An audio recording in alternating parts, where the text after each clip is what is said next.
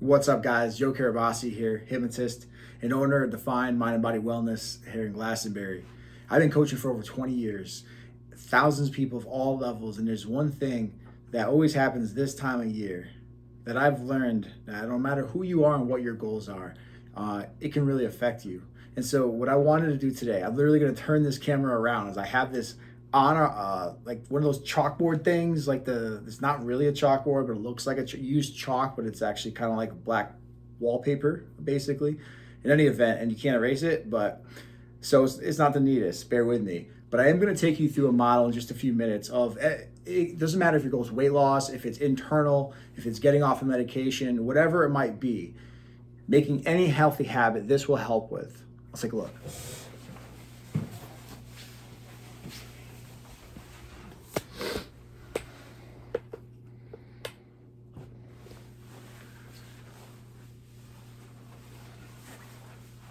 I'm literally crouching down because my tripod I don't think is tall enough. So here we go. Good thing I got some space in these pants. I got some flexibility so we can make it work. Get a nice stretch while we're at it. Not bad, huh? All right. So this time, especially until January 1st, I see so many well-intentioned people set high expectations for what's going to happen in January. They're going to lose XYZ weight. To lose XYZ weight, they're going to do all the things, work out 4 to 6 times a week, meal prep, hire this, hire that, buy new shoes, like all the things. Setting these expectations that they're going to do so much and in short order are going to get exactly what they want.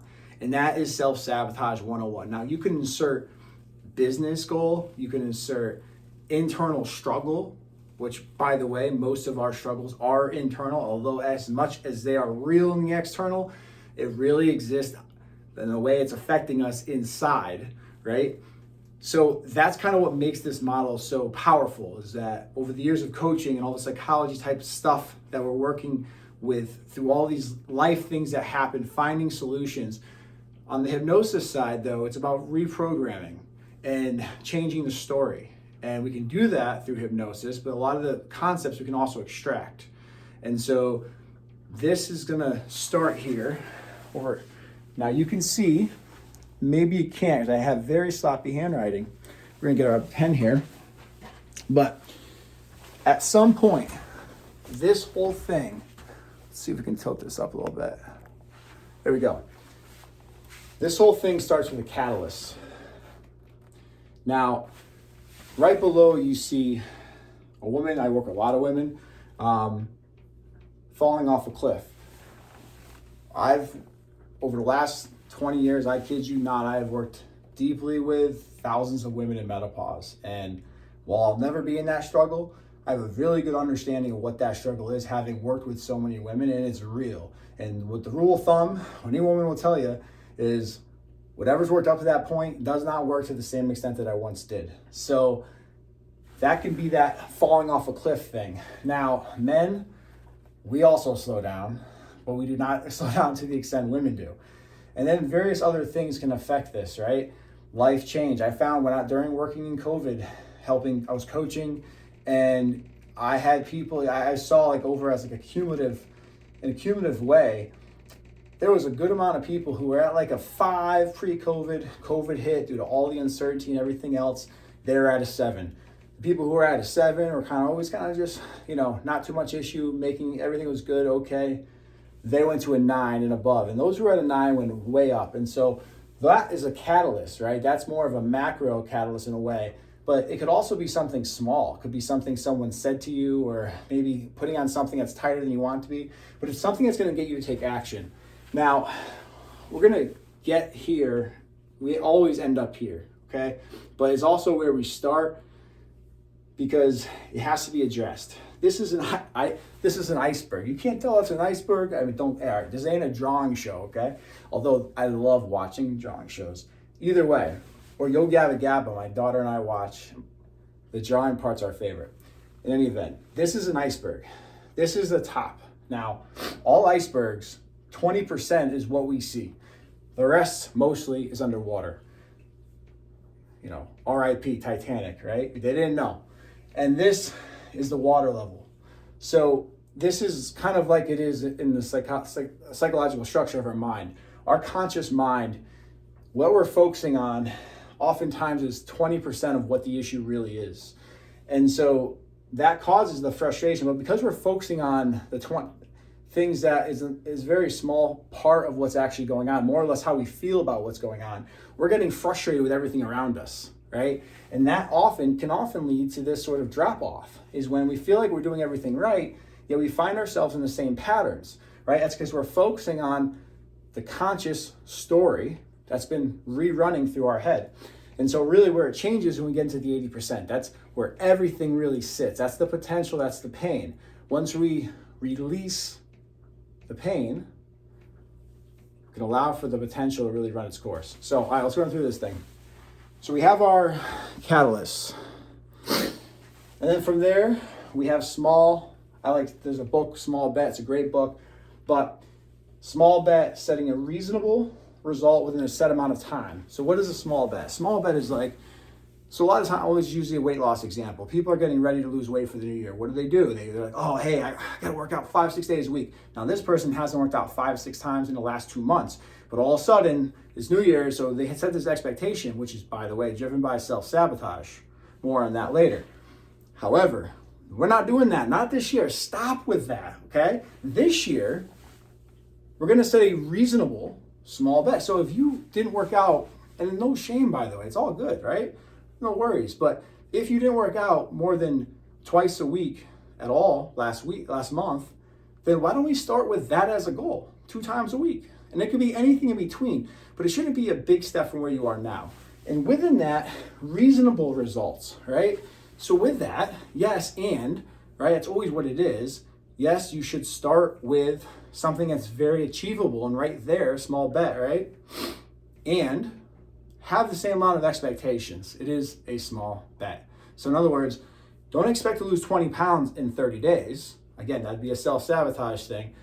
Instead, just expect to feel as good as you can feel for having done that, and know that no matter what you start with, whether it's a 10-minute workout, whether it's 2 workouts a week, it doesn't matter. When you do it routinely, you will soon start to feel accumulation of shifts hormonally, with your emotions, certainly your body, which drives healthier habits, which makes you want to do more and more. So start there.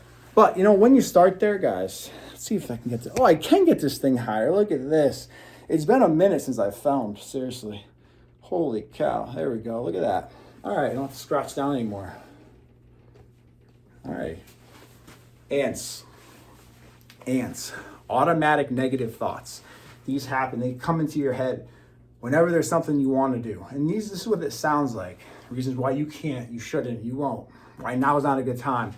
Why XYZ won't work for you, right? Whatever it is, they're going to be there. They're automatic. And you know what? It's part of a survival mechanism within the brain. So it's normal. So don't fight them.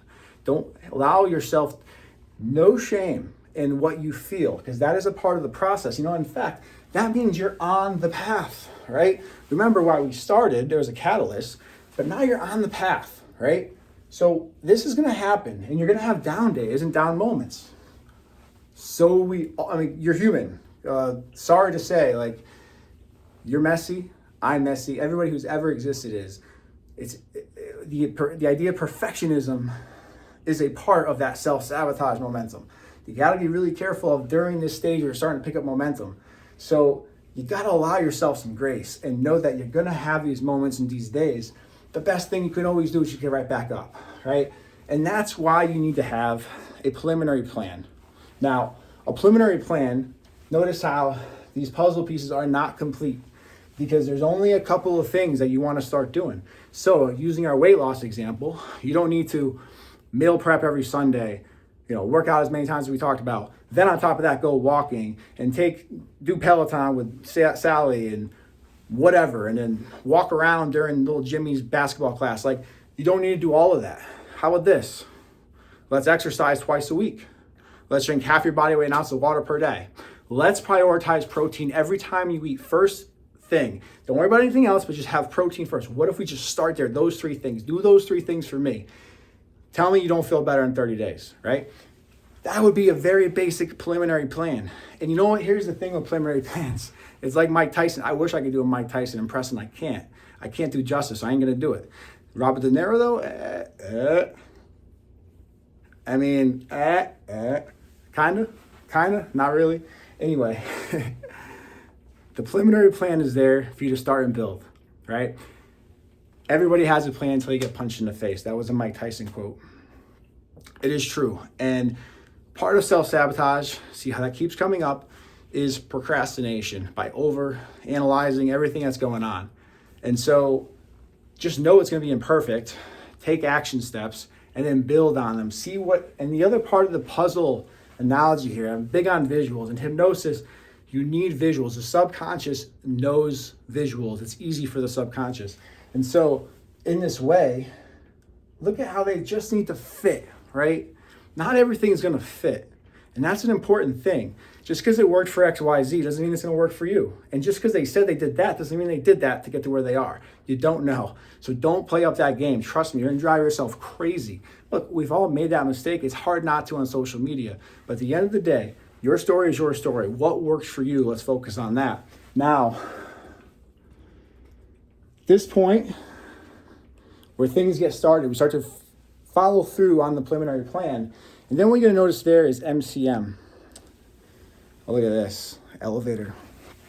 So, monitor, correct, monitor. So one of the things that happens with a preliminary plan, the purpose of a small bet to a preliminary plan is that you're going to get action quickly and figure out what works, what doesn't. So you tweak that and then scale out those habits. Do more of what's working, do less of what's not working versus, waiting and like, I'm going to wait till this perfect time.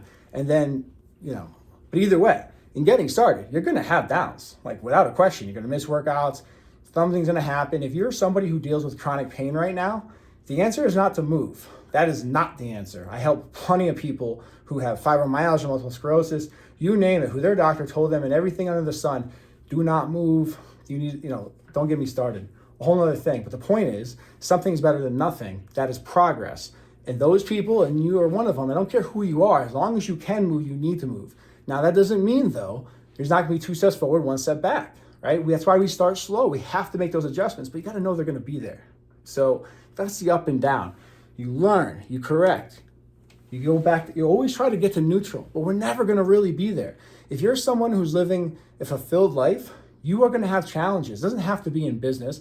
It could be in, your health. It could be as a mother. It could be as a best friend. There are things that are going to happen that have their peaks and valleys. You already know this to be true. So don't forget it. The thing that you're working on right now is the same. And what you've also known, you got to think about the hardest thing you've ever accomplished. That had its ups and downs. And it's important to look back on those things because there's another thing we do in hypnosis, age regression. Because when you get back there, you can start to recognize the origin of many of these patterns. And so in any event, we're always trying to get to a baseline. We're never going to quite be there. But when you're challenging yourself, it's never can be at a peak. There's always going to be ups and downs. That's part of the game. That's how you get better. All right. So we're rounding third here. So in addition to hypnosis, I do voice dialogue, which is basically facilitating the parts within us, thinking about parts of us or subpersonalities or energies as a distinct part of our personality versus who we are, which I think is a mistake so many of us make. We identify ourselves with how we feel, and that keeps you stuck and much worse. So Hal and Cesar Stone were psychotherapists, and they created a concept called voice dialogue, which essentially is this idea of mind mapping the primary selves, the disowned parts, the parts that live within you, some that are too active, some that are less active. And so the idea is to regulate that conversation as an inductor would an orchestra, bringing everything into a rhythm. And that would put you at the higher self, like you, who you are at your core, where things feel so right, how you want to feel. If you could write a story, it'd be how you would feel this way. That's your highest self, and that's in you at all times. But these parts, for a lot of reasons, come into our lives, and very good reasons, by the way, but they take over control. And that can really mess with all the manifestations you have in your life, things that aren't going your way. There's likely something going on inside, and these parts have something to do with it. And Hal and Cesar Stone expanded upon Carl Jung's work with talking about the shadow. And basically no matter where you go, there it is, right? The stuff that is in you that you're not acknowledging, if you don't address it, it stays with you. And really what we see happen is it manifests. It manifests from internal into physical. Could be disease, could be injuries, but it happens. I've seen it time and time again. And so we have to regulate these parts. And there's simple practices you can take. You know, an easy way to start is just a journal. And in a journal, you can use a sentence stem like, a part of me, and name that part. So a part of me, whatever this part is, feels whatever, say whatever. But what the idea is you're writing it as that part. You're letting it speak. And you're creating separation. And when you create separation, you're inviting objectivity. You get clarity. So you can start to see like, yes, I see why I feel that way. But there is a way out of feeling that way. What could that be? Whereas when it's in our head, it's hard to take action. So that helps where we started, right? That helps the 80%. And again, this is a cycle because here's the reality that not a lot of people like to tell you. And I'm not saying this to keep me in business either, because it's true in my life as well, which is this challenge that if you follow this process and you put the effort in, you will overcome it. There's not a question of my doubt. In my mind, I know you will. There's no questions asked. I know for a fact you will. You just got to commit to it. And when you do, though, you're going to have another goal. And this whole thing is going to start again. And perhaps there's other things in your life that you're going to recognize. This is a pattern that works in all things. But it is a part of living. It's the overhead of life, I've heard it once said, where things are going to continue to happen. It's just what it is, right? So do you pause your life and you put your health down the toilet, or do you find a way? That is for you to decide. So that is all for today. Excited to be here. It's been a while. And I do invite you guys to join my school. You can check it out. It's a free week. Come see what it's all about. Check out some of my plans and interact with the community. I'll be there live as well. And see you next video.